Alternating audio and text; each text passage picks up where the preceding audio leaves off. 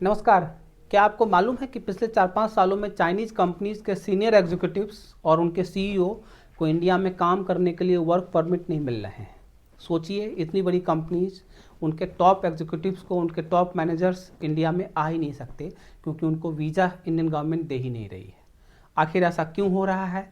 आज के इस वीडियो में हम लोग इस मुद्दे को डिटेल में समझेंगे और जानेंगे कि इससे इंडियन मार्केट में और इंडियन बिजनेसेस पे क्या असर पड़ सकता है और क्या असर पड़ रहा है।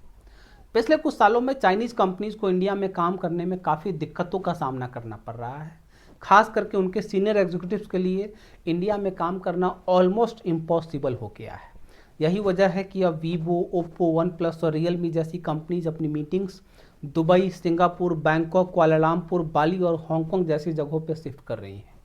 ये सिटीज़ अब एक नए बिजनेस हब बन चुके हैं और यहाँ ये चाइनीज़ कंपनीज अपने ऑपरेशंस को यहीं से हैंडल कर रही है। मतलब इंडिया ऑपरेशंस को एक चाइनीज़ कंपनीज यहीं से हैंडल कर रही है। इंडियन कंपनी बॉस है जो कि चाइनीज़ कंपनी के साथ बिजनेस पार्टनरशिप करना चाहते हैं, चाहे वो मैन्युफैक्चरिंग हो या सेल्स हो या किसी और तरह का कोई बिजनेस, वो भी इन लोकेशंस पे या फिर चाइना जाकर के अपनी मीटिंग्स कर रहे हैं। वीवो इंडिया के chief executive Jerome Chen, Oppo India के वाइस प्रेसिडेंट और country head Figo Zhang, OnePlus India के चीफ एग्जीक्यूटिव रॉबिन लिू और रियलमी इंडिया के वाइस प्रेसिडेंट और कंट्री हेड माइकल गो जैसे चाइनीज़ बिजनेस लीडर्स इंडिया में based ही नहीं है। मतलब वो इंडिया में रहते ही नहीं हैं, बिना इंडिया में रहे अपने इंडिया ऑपरेशंस को संभाल रहे हैं। और ये एग्जीक्यूटिव्स अपनी ऑफलाइन मीटिंग्स रेगुलरली इन शहरों में होस्ट कर रहे हैं, साउथ ईस्ट एशिया के इन बड़े बड़े शहरों में। ऐसा पहली बार नहीं हो रहा है। हाल ही में वन प्लस के सीईओ रॉबिन लिू ने बैंकॉक में मोबाइल फ़ोन रिटेलर्स के साथ में मुलाकात की। वहीं ओप्पो इंडिया के टॉप मैनेजमेंट ने बाली में अपने बिजनेस पार्टनर्स के साथ एक कॉन्फ्रेंस किया। ओप्पो की इस कॉन्क्लेव में झांग और इंडिया सेल्स के डायरेक्टर रॉबिन चेन ने 2025 के लिए कंपनी के इंडिया प्लान्स को फाइनलाइज किया। रियलमी ने भी थाईलैंड में बड़े रिटेलर्स के साथ में मीटिंग की है, जबकि हाइसेंस ने दिवाली से पहले दुबई में इंडियन ट्रेड पार्टनर्स के साथ एक मीटिंग बुलाई थी, जिसमें कि उन्होंने इंडियन पार्टनर्स को भी बुलाया था। हाइसेंस की इंडिया प्रोडक्ट की टीम इंडिया में बेस्ड ही नहीं है, वह दुबई से ऑपरेट करती है और इंडियन मैनेजिंग डायरेक्टर स्टीवन ली और लोकल यूनिट के सीईओ पंकज राणा न्यू दिल्ली में बेस्ड है। अब सवाल आता है कि आखिर ऐसा हो क्यों रहा है। इंडिया और चाइना के बीच में जो जियोपॉलिटिकल टेंशन्स हैं, इसकी सबसे बड़ी वजह यही है। 2020 में गलवान वैली में जो इंसिडेंट हुआ, उसके बाद से इंडियन गवर्नमेंट ने चाइनीज सिटीजन्स के वीज़ा एप्लीकेशंस को लेकर के काफ़ी सख्ती दिखाई है। गवर्नमेंट को सिक्योरिटी कंसर्न्स हैं और इसी वजह से कई एप्लीकेशंस को रिजेक्ट या फिर हमेशा के लिए होल्ड पे डाल दिया गया है।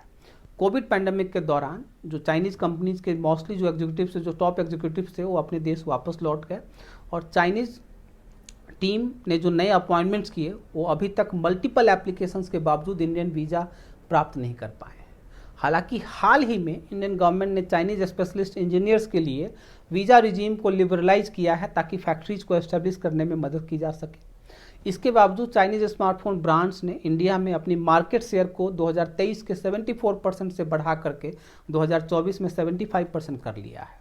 कि समझिए कि इतने सारे हर्डल्स के बावजूद भी चाइनीज़ कंपनीज का स्मार्टफोन मार्केट में लगातार शेयर बढ़ता ही जा रहा है। काउंटर पॉइंट रिसर्च, जो कि एक रिसर्च करने वाली संस्था है, उसके अनुसार चाइनीज़ कंपनी साउथ कोरियन और जापानीज ब्रांड्स के मुकाबले हाई स्पेसिफिकेशन प्रोडक्ट्स को लोअर कॉस्ट पर बेच करके अपने रेवेन्यू को एक्सपेंड कर रही है। इंडस्ट्री एग्जीक्यूटिव्स का मानना है कि इंडिया में सिग्निफिकेंट इन्वेस्टमेंट के बावजूद चाइनीज सीनियर बिजनेस लीडर्स की संख्या ड्रास्टिकली कम हो गई है। चीफ एग्जीक्यूटिव्स और senior leaders of home grown contract manufacturers भी चाइनीज़ कंपनीज के साथ बिजनेस मीटिंग्स इंडिया से बाहर ही कर रहे हैं। मतलब कि आप समझिए कि जो इंडियन कंपनीज हैं, उनको अगर चाइनीज़ कंपनी के साथ कोई मीटिंग करनी है तो वह भी उस मीटिंग्स के लिए इंडिया से बाहर जा रहे हैं, क्योंकि वो चाइनीज़ एग्जीक्यूटिव्स को इंडिया बुला ही नहीं सकते क्योंकि गवर्नमेंट उनको वीज़ा नहीं दे रही है। इंडिया अब कॉन्ट्रैक्ट मैन्युफैक्चरिंग हब बन रहा है और ऐसे में ज्वाइंट वेंचर्स और बिजनेस पार्टनरशिप काफ़ी क्रिटिकल बन गए हैं। Leading home grown contract manufacturers के एक सीनियर एग्जीक्यूटिव का कहना है कि चाइनीज़ बिजनेस वीज़ा पाना कोई इशू नहीं है, जिस वजह से वो 5 से 7 दिन में ही बिजनेस वीज़ा के एप्लीकेशन फाइल करके चाइना जाते हैं और वहाँ से अपनी मीटिंग्स को निपटा करके वापस भी आ जाते हैं। लेकिन इसका सीधा असर सिर्फ चाइनीज़ कंपनीज पे ही नहीं पड़ रहा। मतलब कि इंडियन गवर्नमेंट ने जो अपनी वीज़ा पॉलिसी चेंज की है कि चाइनीज़ सिटीजन्स को वीज़ा देने में उन्होंने सख्ती दिखाई है, इसका असर केवल चाइनीज़ कंपनीज पर ही नहीं पड़ रहा है, बल्कि इंडियन इकोनॉमी और वर्कफोर्स पर भी इसका असर पड़ रहा है। कई इंडियन बिजनेसेस जो कि चाइनीज़ कंपनी के साथ क्लोजली काम करते हैं, उन्हें भी इस डिसरप्शन का सामना करना पड़ रहा है। सप्लाई चेन पर दबाव बढ़ गया है, लोकल ऑपरेशंस पर भी असर पड़ा है। लेकिन इस सिचुएशन में चाइनीज़ कंपनीज ने भी नए नए रास्ते निकाल लिए हैं। अब वो साउथ ईस्ट एशिया के अलग अलग देशों में अपने ऑपरेशंस को शिफ्ट कर रहे हैं। साथ ही उन्होंने इंडियन प्रोफेशनल्स को भी हाई रोल्स में अपॉइंट करना शुरू कर दिया है, ताकि लोकल कंप्लायंस इश्यूज़ को बड़ी आसानी से हैंडल किया जा सके। इसका मतलब यह है कि इंडियन टैलेंट के लिए अब नए नए अपॉर्चुनिटीज़ खुल रही हैं। इंडियन गवर्नमेंट भी, भारत सरकार भी इस इशू को लेकर के एक्शन में है। हाल ही में प्रोडक्शन लिंक्ड इंसेंटिव स्कीम के तहत चाइनीज टेक्निकल स्टाफ के लिए नया वीज़ा पोर्टल लॉन्च किया गया, जिससे कि वीज़ा अप्रूवल प्रोसेस को फास्ट ट्रैक किया जा सके। इससे उम्मीद की जा रही है कि आने वाले समय में राहत मिल सकती है, लेकिन फिलहाल सिचुएशन अभी भी चैलेंजिंग बनी हुई है। अब सवाल यह है कि आगे क्या होगा। क्या चाइनीज एग्जीक्यूटिव्स को इंडिया में काम करने की परमिशन मिलेगी, या फिर ये कंपनियां परमानेंटली इंडिया से बाहर अपने ऑपरेशंस को शिफ्ट कर देंगी। एक्सपर्ट्स का कहना है कि जब तक जियोपॉलिटिकल टेंशन कम नहीं होते, तब तक कोई इमीडिएट सॉल्यूशन तो नज़र नहीं आ रहा है। इस सिचुएशन से हमें क्या सीखने को मिलता है? सबसे पहली बात कि बिजनेसेस को अपने ऑपरेशंस में फ्लेक्सिबिलिटी लाने की ज़रूरत है, ताकि कभी कोई एक्सटर्नल फैक्टर का जो इम्पैक्ट है उसको कम से कम रखा जा सके। मतलब इंडियन बिजनेसेस जिससे सीख सकते हैं कि अगर आप किसी ऐसी कंट्री में जाकर के बिजनेस कर रहे हो जो कि इंडिया के लिए फ्रेंडली नहीं है, तो वहाँ पे आप अपने ऑपरेशंस को इस हिसाब से मैनेज करो कि कल को अगर आपको उस कंट्री का वीज़ा लेने में भी दिक्कत आती है, तो भी आप अपने ऑपरेशंस को इंडिया में बैठे बैठे या आसपास के देशों में जाकर के आप मैनेज कर सकते हो।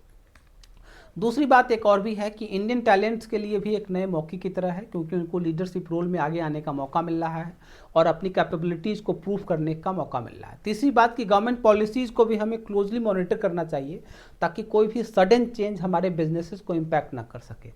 आपका इस पूरे मामले पे क्या सोचना है? आपको क्या लगता है कि चाइनीज़ कंपनीज को इंडिया में वर्क परमिट जल्द मिलेगा या नहीं मिलेगा? अपने विचार हमें कमेंट में लिखिए। अगर आपको ये जानकारी वैल्यूएबल लगी है तो इस वीडियो को लाइक कीजिए, शेयर कीजिए। चैनल को अगर आपने अब तक सब्सक्राइब नहीं किया है तो इसको सब्सक्राइब कर लीजिए, ताकि जब कभी भी इस चैनल पे कोई नई वीडियो आए इस तरह के इंटरेस्टिंग टॉपिक पे, तो आप उसको सबसे पहले देख सकें। और अगर आपने बेल आइकन भी प्रेस नहीं किया है तो उसको भी प्रेस कर दीजिए, ताकि जब कभी भी इस चैनल पर नया वीडियो आए तो आपको नोटिफिकेशन मिल सके।